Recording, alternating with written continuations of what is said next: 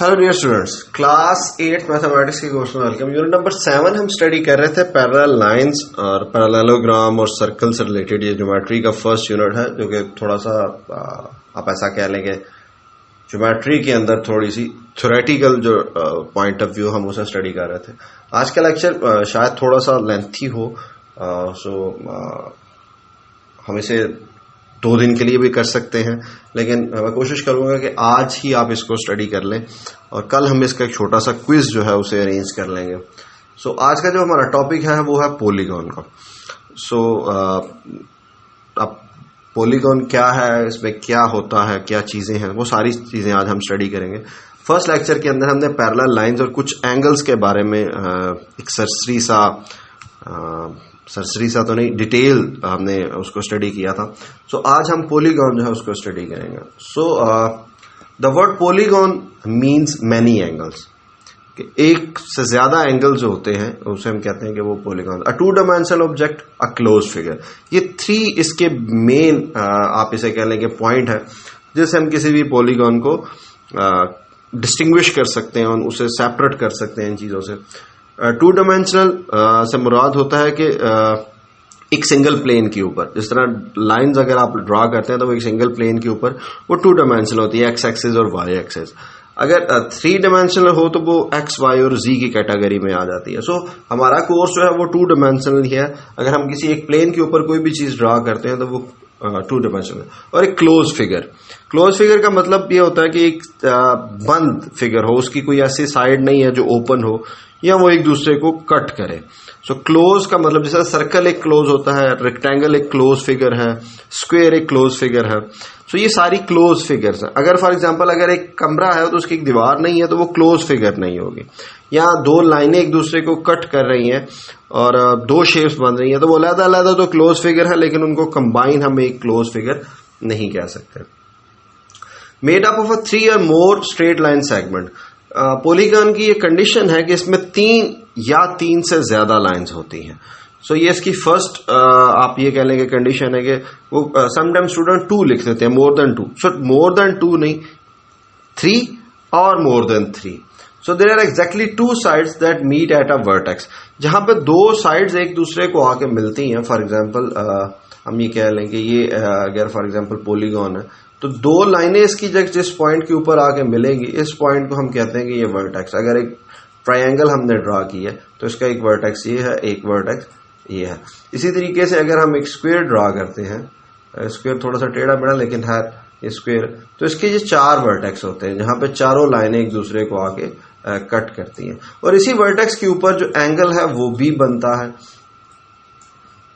सो 90 degree के angle को इस शेप से कन्वर्ट किया जाता है और जो दूसरे एंगल्स होते हैं उन्हें राउंड जो होता है वो उससे शो किया जाता है। There exactly 2 sides that meet at a vertex, the side do not cross each other. वो साइड जो होती है एक दूसरे को क्रॉस नहीं करती, यहां पे आके वो रुक जाती हैं पॉलीगॉन के अंदर ना।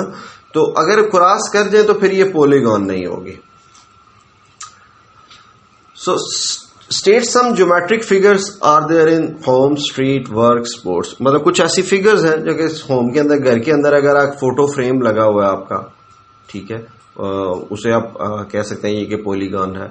उसके बाद आप ऐसा कह लें कि फॉर एग्जांपल आपका जो टीवी है, एलसीडी है, रेक्टेंगल शेप में है, वो भी आपकी एक पॉलीगॉन है।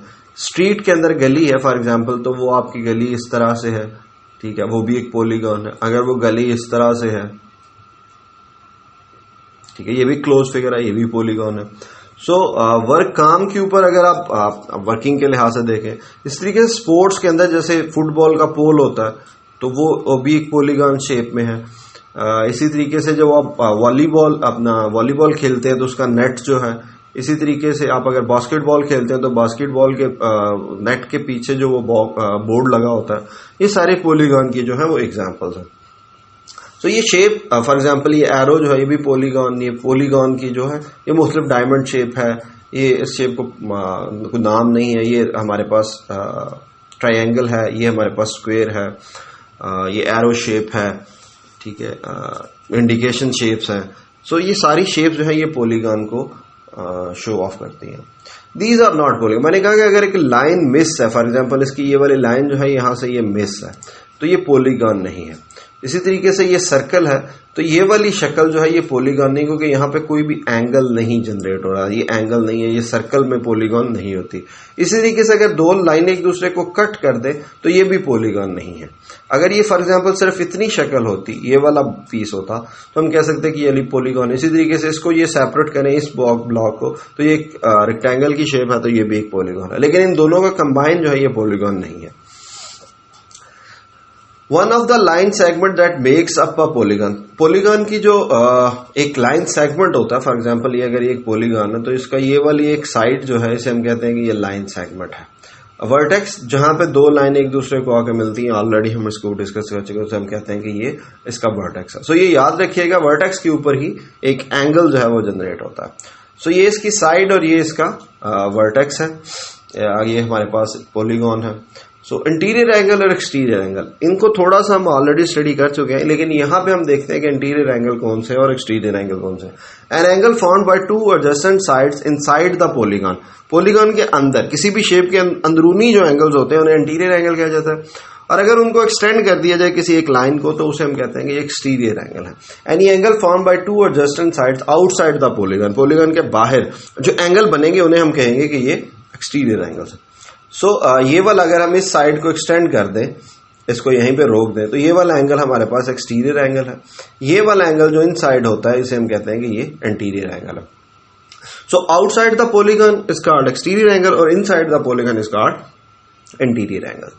सो ये सारा कुछ इसके अंदर आ गया।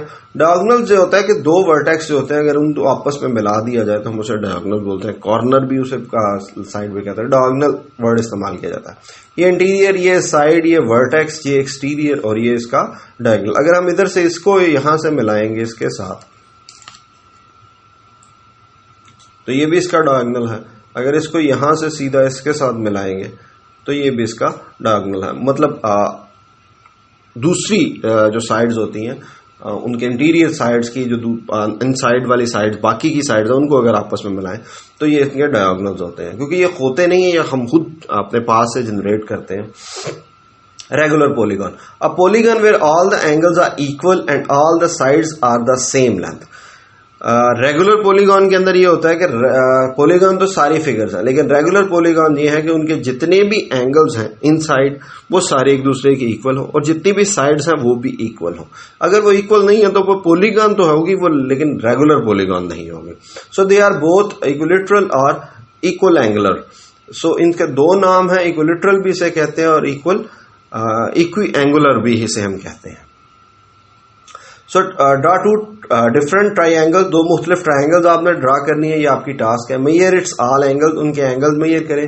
कैलकुलेट द सम, उनका सम देखें। और व्हाट डू यू एड्यूस्ड, आपने क्या फाइंड आउट किया ना, इसका आंसर आपने क्या, दो ट्राइंगल्स आपने कोई सी भी ड्रा करनी है और with the help of a protractor जो है वो आप इनको मेयर करेंगे इन तीनों एंगल्स को, और आपने देखना है कि इनको मेयर करने के बाद उनका सम करें तो वो किसके इक्वल आता है। सो ये आपकी टास्क है, आपने इसको परफॉर्म करना है। पेन लें, पेंसिल लें, ट्राइंगल ड्रा करें, उसके तीनों एंगल्स का सम करें और वो देखें कि वो किसके इक्वल आता है। सो ये मुख्तलिफ हमारे पास शेप्स हैं पॉलीगॉन की, इसे हम ट्राइंगल कहते हैं। इसको हम जो है वो अगर इस शेप को देखें तो स्क्वायर शेप आ जाती है। ये वाली हमारे पास पेंटागन है, ये हेक्सागन है, ये हेक्टागन है, ये हेक्सागन है। सो ये 8 एंगल्स हैं, इनकी मुख्तलिफ 5-5 साइड्स हैं। और अब फर्दर हम देखते हैं कि इनकी प्रॉपर्टीज जो है वो कौन कौन से। Interior angles of a polygon, let us find the connection between the number of sides, number of diagonals and the number of triangles of a polygon. अब मुख्तलिफ पॉलीगॉन्स हम लेंगे, उनको उनकी साइड्स एंगल्स और उनके इंटीरियर एंगल्स और exterior angle और उनके जो डायगोनल्स वगैरह उन सारों को स्टडी करेंगे। सो सबसे पहले ये अगर एक 4 साइड अगर हम ले, उसके अगर हमने यहाँ पे ड्रा किया, इसका डायगोनल ड्रा किया, तो ये इसको 2 हिस्सों में, 2 ट्राइंगल्स में कन्वर्ट कर देती है। सो साइड्स इसकी 4 हैं। क्वाड्रिलेटरल इसका नाम है। क्वाड्रिलेटरल का मतलब ये होता है कि उसके 4 साइड्स होती हैं कोई भी 4 साइडेड शेप जो है जिसकी 4 साइड हो उसे हम क्वाड्रिलेटरल कहते हैं। Square is also quadrilateral, rectangle is also quadrilateral. So अगर हम उसको कन्वर्ट कर दे क्वाड्रिलेटरल कोई भी शेप 4 साइड की, ये रेगुलर पेंटागन नहीं है, ये सिंपल एक पेंटागन है। अगर हम उसको डिवाइड करें तो उसके अंदर नंबर ऑफ ट्राइंगल्स होती हैं, 4 साइड्स हो तो नंबर ऑफ ट्राइंगल्स 2 बनती हैं। और क्वाड्रिलेटरल के जो टोटल एंगल्स होते हैं, एक ट्राइंगल जो होती है उसके 180 डिग्री, अगर सम करें उसका तीनों एंगल का तो वो 180 डिग्री आता है। 2 हो जाएंगी तो हमारे पास उसे मल्टीप्लाई करें तो 360, अगर sum of all angles of a quadrilateral is equal to 360। Diagonal उसका हम 1 होता है। इसी तरीके से अगर फॉर एग्जांपल साइड्स जो हैं वो 5 हो जाएं तो उसके अंदर जो ट्राइंगल्स बनती हैं वो बेसिक 3 बनती हैं, क्योंकि उसके और डायगोनल जो होते हैं उसके अंदर 2 होते हैं, एक डायगोनल 1 और ये डायगोनल इसका 2। और sum of all angle is equal to, अगर तीनों को सम करें तो 360 में से 180 प्लस करें तो वो हमारे पास आता है 540 डिग्री। सो पेंटागन जो होती है बेसिकली उसकी number of sum of all angles is equal to 540 के इक्वल होता है। सो इसी तरीके से हेक्सागन जो है उसके 6 साइड्स हो जाएंगी, 1 2 3 4 5 6। उसके अंदर नंबर ऑफ ट्राइंगल्स 4 बनेंगे, डायगोनल उसके अंदर 3 होंगे और sum of all angle is equal to 720 हमारे पास आ जाएगा। 360 180 360 540 और 720 आ जाएगा। इसी तरीके से हेप्टागन या सेप्टागन जो होती है, नंबर ऑफ 7 1 2 3 4 5 6 और ये 7 साइडेड शेप जो होती है उसे हेप्टागन कहते हैं या सेप्टागन कहते हैं। 8 साइड को हेक्सागन कहते हैं। तो नंबर ऑफ ट्राइंगल जो है इसके अंदर 1 2 3 4 5 हमारे पास 5 बनेंगी। 180 मतलब 7 multiply by 180, 7 zeros are 0, 7 8s are 56, 6 5 7 1s are 7 और 5 1 2 60। So sum of all angle is equal to 1260 degree. Diagonal इसके अंदर कितने हैं, 1 2 3 4 डायगोनल जो है वो इसके अंदर है। नंबर ऑफ ट्राइंगल्स कितनी बन रही है इसके अंदर, 5 साइडेड 7 साइडेड ये शेप है और नंबर ऑफ ट्राइंगल्स 5 है, 1 2 3 4 और 5। इसी तरीके से बाकी की जो है वो आप कर सकते हैं। सो ये ट्राइंगल रेगुलर पॉलीगॉन की अब हम बात करते हैं, वो तो नॉन रेगुलर थी, अब रेगुलर की बात करते हैं। तो इसके अंदर सबसे पहले ट्राइंगल नंबर ऑफ साइड उसकी 3 होती है, नंबर ऑफ डायगोनल उसके अंदर कोई भी नहीं होता। नंबर ऑफ ट्राइंगल 180 डिग्री और 180 डिवाइडेड बाय 360 डिग्री का हर एंगल जो है वो उसके अंदर होता है। इसी तरीके से रेगुलर पोलर ट्राइंगल के अंदर नंबर ऑफ साइड 3, क्वाड्रिलेटरल के अंदर नंबर ऑफ साइड 4, इसके अंदर डायगोनल 1 होता है, नंबर ऑफ ट्राइंगल इसमें 2 बनती हैं। Sum of all angle is equal to 360 degree. 360 को 40 पे डिवाइड करें तो 90 डिग्री का एंगल आता है क्वाड्रिलेटरल के अंदर। रेगुलर पॉलीगॉन अगर क्वाड्रिलेटरल हमारे पास शेप हो, फॉर एग्जांपल जैसे हम रेक्टेंगल कहते हैं तो उसके चारों एंगल जो होते हैं वो 90 डिग्री के होते हैं। इसी तरह स्क्वायर जो होती है उसके चारों एंगल भी 90 डिग्री के होते हैं। तो स्क्वायर जो है वो बेसिकली रेगुलर पेंटागन है, पॉलीगॉन है, उसके अंदर नंबर ऑफ साइड 4 है, ठीक है, और हर साइड भी इक्वल होती है स्क्वायर के अंदर, और नंबर ऑफ एंगल जो ईच एंगल है वो 90 डिग्री का होता है। इसी तरीके से पेंटागन के अंदर नंबर ऑफ साइड जो है वो 5 हो जाती हैं, नंबर ऑफ डायगोनल्स 2 हो जाते हैं, नंबर ऑफ ट्राइंगल्स 3 हो जाती हैं, और मल्टीप्लाई करें 3 1 5 40 डिग्री, और ईच डिवाइड करें तो 5 साइड्स हैं तो 5 पे डिवाइड करें तो 108 डिग्री का एंगल जो है वो हमारे पास पेंटागन में आता है। अब ये देख रहे हैं कि जैसे जैसे ट्राइंगल की साइड्स बढ़ रही हैं ईच एंगल जो है वो भी यानी कि उसकी रेशियो जो है वो रेशियो के अकॉर्डिंग टू वो कम हो रहा है। सो 60 90 यानी कि वो भी उसी हिसाब से बढ़ रहा है। ये 60 था, ये 90, ये 18। अब नेक्स्ट हमारे पास पेंटागन के बाद आता है यार हेक्सागन। हेक्सागन में number of side 6, number of diagonals 3, number of triangles 4 होती हैं, 4 से मल्टीप्लाई तो sum of all angle is equal to 720, और ईच एंगल जो है वो हमारे पास इंटीरियर एंगल 120 डिग्री के इक्वल आता है।